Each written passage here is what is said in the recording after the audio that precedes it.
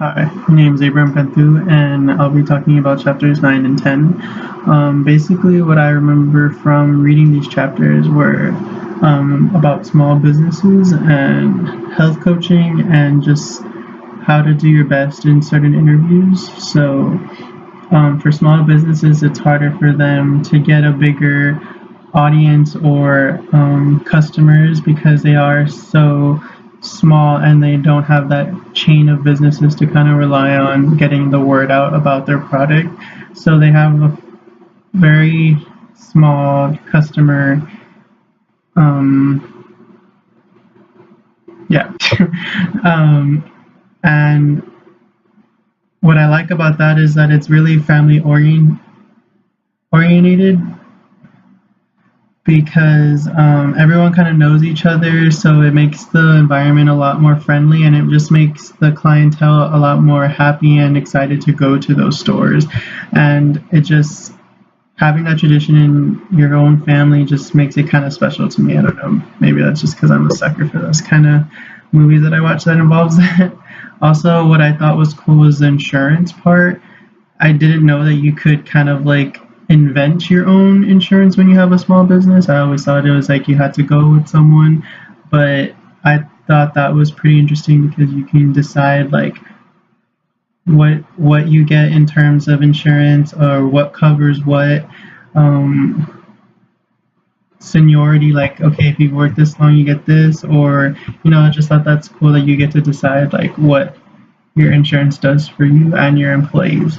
I also thought that it explained it very well that it's easier to make some changes because the business is so small. But I feel like with small businesses, that's what you have to constantly be doing to get more clientele to come in.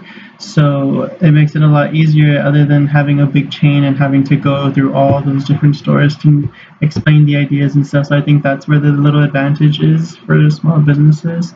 So yeah, and then health coaching, um, it's just letting whoever's in charge of, or I mean, it should be everyone kind of knowing how to health coach because you want to know the signs of when something bad is happening or one part of the store isn't doing its part, or maybe someone is just not feeling well. You need to learn those signs to try and help them out or help out a group of people to help them keep the environment a stress-free environment.